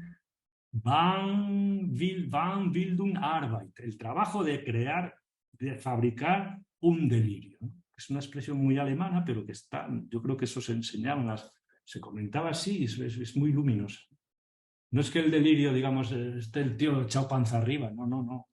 Las revelaciones, digamos, al sujeto le llegan, es decir, las crea él, pero a través del otro, ¿no? Pero después hay que trabajar todo eso, claro. Hay que darle un orden. Bueno, esto creo que es lo importante, ¿no? Entonces, a partir de aquí, cuando Freud escribe estas fórmulas, sobre todo esa fórmula del delirio como un intento de reconstrucción, es decir, que el delirio tiene una función, ya se nos abre un universo nuevo, en el sentido de que las preguntas ¿para qué y por qué? Podemos hacernos una idea de ellas, porque hasta ese momento no se formulaba nadie eso. Bueno, por formularlas sí, porque si leéis a Heinrich Schüller, cuando escribe del Tratado de Patología Especial, ya lo dice muy claro, dice, joder, el delirio de los melancólicos, dice, mejor que no deliren, porque lo único que hacen es crear más dolor, porque todas las explicaciones son sobre sus faltas. Y claro, construir un delirio sobre las propias faltas, pues claro, el sujeto más dolor añade. Dice, en cambio el delirio de los locos, dice, qué bien les viene, dice, por están entretenidos y siempre están cavilando. Los locos para los alemanes eran los paranoicos. Se llamaban así. Es decir, que eso ya se veía, no se sabía por qué funcionaba eso, ¿no? Pero ya algunos autores que vivían con los locos en el manicomio ya los veían, ¿no? Entonces, aquí tenemos otro punto de vista que ya nos permite, digamos, ver qué, cómo, dónde, cuándo, tal, eso lo podemos responder con la SEG, con todos, ¿no? Pero ¿por qué y para qué no? Entonces, ¿qué quiere decir esto de por qué y para qué? Voy a ver si me da tiempo a responderos a algunas preguntas que me hacen. Estoy usando el texto del vocabulario, que escribí para el vocabulario, y al final hago 6 preguntas que trato de contestar. Voy a hacerlas resumidamente, antes de que me agote. ¿Qué es el delirio? Entonces, recordad un poco, el delirio se puede definir de varias maneras, pero voy a proponeros una muy sencilla. Definirlo desde fuera, es decir, nosotros como clínicos, como observadores, vemos al delirante y en ese sentido destacamos, ¿verdad?, los disparates que dice y que además esos disparates los consideran verdades y que no es muy difícil de influir o no se puede influir en ellos mediante la razón. Bueno, esto es una cosa que se repite, ¿no? Pero lo podemos definir desde dentro. ¿Y qué nos llama la atención? Lo que decía la paciente esta de las maletas, que el delirio es necesario. que o hay delirio o a veces hay melancolía. O que si no hay delirio, ¿qué hago yo en este mundo? ¿Cómo puedo vivir en este mundo? No tengo ninguna herramientas para andar por este mundo. Entonces el delirio lo pensamos ahí ya como algo, digamos, que cumple una función que incluso a veces bien llevada, bueno, hasta puede procurar un equilibrio, otras veces no, naturalmente. Desde ese punto de vista, entonces, yo creo que se pueden plantear que la esencia del delirio, como de muchos fenómenos psicóticos, es la experiencia por excelencia, es esa certeza, esa convicción. Entonces, yo creo que aquí la segunda pregunta es ¿por qué el delirante necesita la certeza? Porque la certeza no es un amor al saber como lo que puede tener un físico teórico o un filósofo o un psicoanalista o quien sea, ¿no? Sino que es una necesidad, que en el fondo al delirante le importa 3 cojones la verdad y todo esto. Pero es algo que necesita. Desde este punto de vista, la certeza, que es la que vuelve locos a los hombres, como dice Nietzsche, la certeza se presenta como una necesidad para ese sujeto, ¿verdad? ¿Y qué aporta la certeza? Es una relación con en alemán, Gewissheit, es el término mismo ya tiene en sí la palabra saber, ¿no? Es una relación con el saber, pero con una especie de saber absoluto, no un saber, digamos, que se acumula que es a través de los libros o que uno puede acceder. No, no, no. Es un saber que viene por esa revelación. ¿Qué aporta ese saber? ¿Sabéis lo que aporta la certeza? Mi manera de ver, la certeza del delirio. Ceguera. La mejor manera de no ver nada es de estar ciego.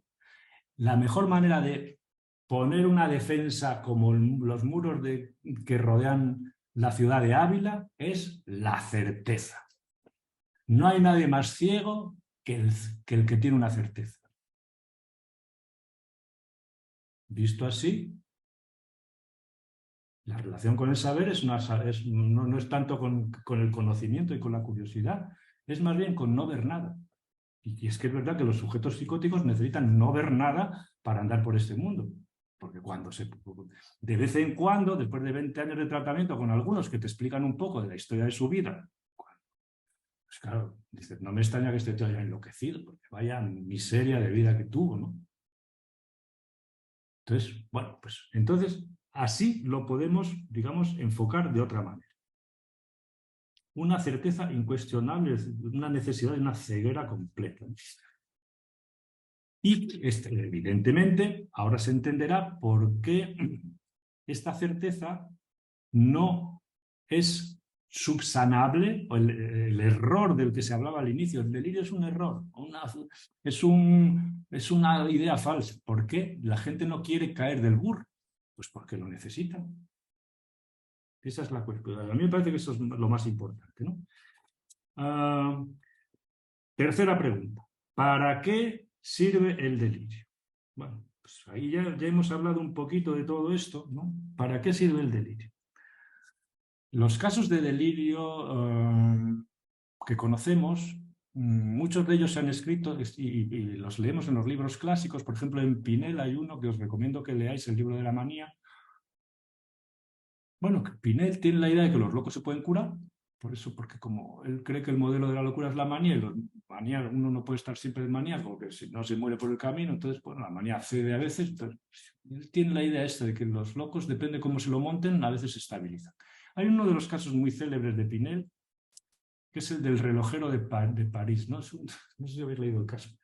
Es uno que es, pues como otros, que tendréis algunos casos de estos, todos tenemos 2 o 3 casos del director del manicomio y del perpetuum mobile, del movimiento perpetuo, ¿no? Pues este es uno que está todo el día haciendo cosas para fabricar una máquina que se mueva permanentemente una vez que se pone en marcha. Es en fin, el perpetuum mobile típico, ¿no? Entonces, este hombre, ¿qué hizo Pinel? Pues le dijo, tráiganle todos los aparatos que necesita, el martillo, la hostia bendita, y tal, todo el día trabajando. Estuvo años ahí y la máquina se le paraba, tal, tal. Y Pinel, claro, decía, a la siguiente seguro que lo consigo. Dijo, bueno, ya estoy cansado un poco, voy a descansar un poco. Dijo, pues váyase usted a casa con la familia, que ya le echan de menos. Fue a casa. Dijo, me voy a llevar todos los... Y ahí estuvo viviendo, después pasó la profesión a relojero y se ganaba la vida. Por la noche trabajaba en el Delirio y por el día se ganaba la vida de relojero. Bueno, un caso, se puede decir así, al que se le da el alta antes de que tuvieran olanzapina, risperidona o abilifia. Es decir, que ya se curaban los locos bien encaminados, ya no hacía falta medicamentos para que un loco se curara. ¿Para qué sirve el delirio? Fijaros, tenemos otro caso muy célebre que un día lo voy a desarrollar más. Otro tipo, también la que habla de París me viene. John Seeley Matthews es un caso que escribió John Haslam, de un loco inglés que era forofo, se puede decir así, de las ideas de Mesmer, y en de todo esto de los influjos, de los efluvios, del magnetismo, de todas estas cosas. Y era un hombre filántropo. Entonces, en Francia estaban con esto de la revolución, no sé qué líos tenían, y él visitó con otro inglés, fueron al continente. Entonces, rápidamente lo trincaron y lo acusaron de espía y no sé cuántas cosas. Bueno, total que lo metieron cuando le preguntaron qué hace usted aquí, empezó a explicar una serie de cosas raras, lo metieron en el manicomio, pero este está zumbado, o sea, no... Volvió a Inglaterra y entonces ya se llevaba el delirio medio fabricado. E inventó, ahora que hablaba yo de un aparato que era el Heirloom, un telar aéreo. Y entonces se dedicó toda la vida a dibujar cómo funcionaba el telar aéreo, porque era por donde a él le llegaban los influjos de los perseguidores. Bueno, total que este hombre se pasaba la vida en el manicomio. ¿Qué sucedió? Fijaros, se estabilizó tanto que la familia dijo, pero este tío, ¿qué hace en el manicomio? Y él dijo, es verdad, ¿qué hago yo aquí? Si yo tenía que estar trabajando y viviendo con la familia. Bueno, total que le puso un pleito al director del manicomio, que era John Haslam, y pidieron una segunda opinión profesional a otros alienistas y dijeron, no, este hombre está perfectamente. No tiene... Todo lo que hablaba de las influencias, todo el delirio, porque era un delirio muy bien organizado, bueno, él no se lo contaba, vivía con él y punto. Bueno, llevó la cosa a tal extremo que a John Haslam le quitaron el título de médico, tuvo que volver a sacarlo y quedó desacreditado completamente en la profesión. Es decir, John Haslam, que es uno de los pioneros del alienismo inglés. Y este se volvió a lo ingresaron después en un manicomio pequeñito y se dedicó a hacer diseños de manicomios más habitables, etcétera, etcétera. Es decir, que hay locos que se estabilizan cuando encuentran el buen camino, se puede decir así, para el delirio. ¿Para qué sirve el delirio? Pues en estos casos, ¿para qué sirve? Podríamos aquí contar todos los que queráis, ¿no? ¿Para qué sirve? Pues sirve para que el sujeto tenga una especie de existencia o de vida un poco más acomodada dentro de la locura terrible que tiene, ¿no? Bueno, y hay algunos que es la manera que tienen de sobrevivir, no tan mal como tirarse al tren o como estar permanentemente angustiados, ¿no? Que es el primer paso de lo que hablábamos antes, cuando vemos la perplejidad, la angustia, la inquietud, ¿no? Hasta que dan con una idea delirante, que es un disparate, y se agarran ahí y empiezan a hilar, ¿no? Bueno, otra pregunta más que tengo por aquí. ¿Qué tipos de delirios hay? Bueno, pues yo creo que la taxonomía del delirio es demasiado frondosa, demasiado farragosa incluso, ¿no? Y que bueno, que hay algunas cosas que es necesario distinguir, por ejemplo, entre un delirium y un delirio, entre una cosa orgánica o una intoxicación y los delirios de verdad. Y esas cosas están muy bien, pero que tampoco hay que andar ahí con que si el delirio se separa de la alucinación. Yo lo reduciría, los delirios, la separación entre los delirios propiamente melancólicos y los delirios más paranoicos, esquizofrénicos, yo creo que hay que tenerla en cuenta, sobre todo por el resultado que dan estos delirios, que a veces, claro, los delirios melancólicos no son, como no cambien el melancólico al polo más paranoide, el delirio melancólico lo único que hace es introducir más dolor, ¿no? Pero creo que las diferencias con respecto a las clasificaciones de los delirios, que han sido tantas por temas, por estructuras, como decía Henriet, unos son esquizofrénicos, otros paranoicos, otros delirios parafrénicos, bueno, todas estas cosas, pues siempre encuentras algún tipo clínico, alguna persona que entre en el tipo clínico, pero no. Yo ahora ya me olvido de todo eso. creo que lo que hay que tener en cuenta más bien es la separación entre el delirio y el delirium, es decir, poned ahí lo que queráis, el síndrome confusional, las intoxicaciones, lo que queráis, y los delirios propiamente de los locos, y que no conviene incluso usar el término delirio para cosas que son orgánicas y que son enfermedades médicas, ¿no? Y hay que ponerle el nombre de la enfermedad médica correspondiente. Esa es una diferencia fundamental. Creo también que hay que distinguir entre los delirios melancólicos y los paranoicos, porque se fundamentan en dos posiciones subjetivas completamente distintas. El otro me es el delirio paranoico, yo soy él es el delirio melancólico. O sea, que es verdad que el mismo sujeto puede estar en los dos lados, como en el caso Wagner, que se ve muy claramente el paso que hay de una posición melancólica a una paranoica. Perfecto, esto es así porque la psicosis son polos, son movimientos del sujeto, ¿no? Perfecto. Y yo me quedaría solamente, aparte de esto, con la cuestión que hablaba antes de la persecución y la misión. De la posición más pasiva, ¿no? Donde el sujeto está a merced de la maldad del otro, y la posición más activa, que es restaurar al otro, a ese Dios que es un desecho divino, ¿no? Bueno, esto, yo con eso, ya con esas dos claves yo ya me organizo un poco, ¿no?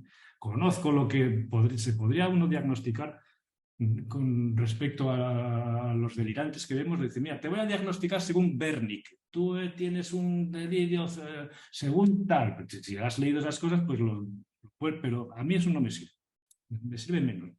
Con la persecución y la misión yo ya me organizo un poco la cabeza, no hace falta tener tantas clasificaciones, ¿no?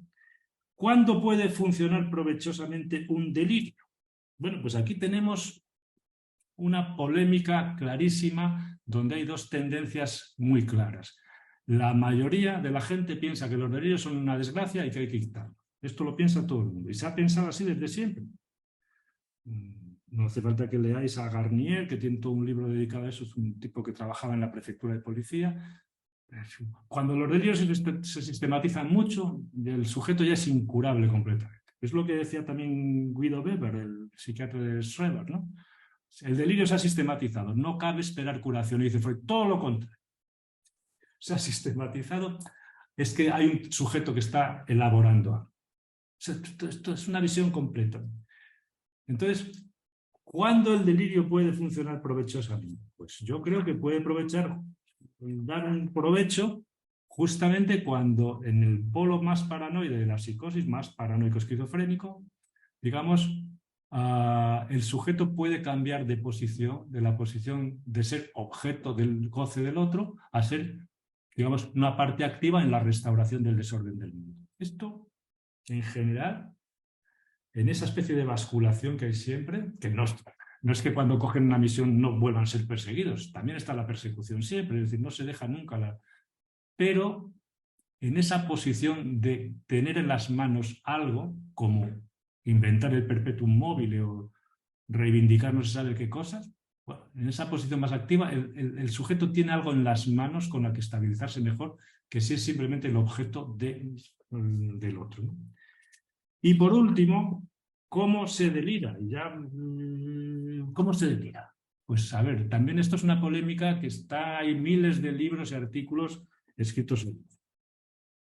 Hay dos posiciones clásicas, Sirica, Crash, Krepel, hay un montón de gente que se delira porque están todo el día pensando, cavilando cosas y parten de ideas, digamos, que no está clara que sean verdaderas, entonces se apurullan y empiezan y ahí hacen un mundo terrible.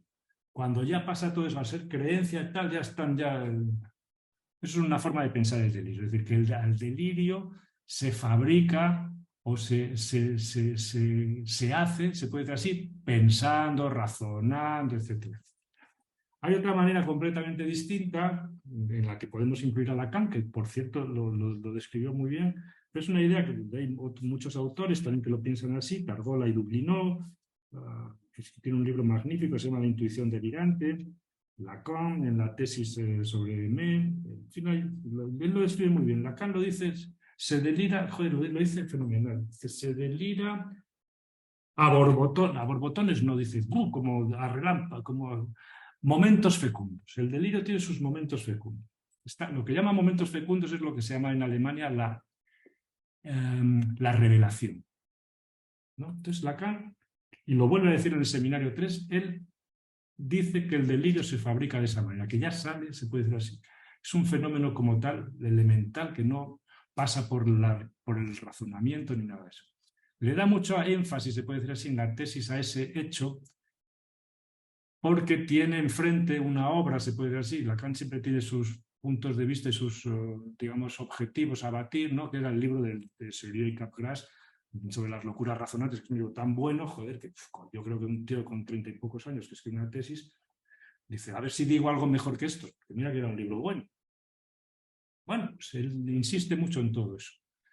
Bueno, estas son las dos grandes posturas que cualquiera que leáis os encontráis que están más para el lado de la revelación, como dice Schneider, como dice Conrad, como dicen los alemanes, o del lado del trabajo razonante, pues como dice Seurat y Capgras, o Kraepelin, o muchos que están ahí calentándose la cabeza.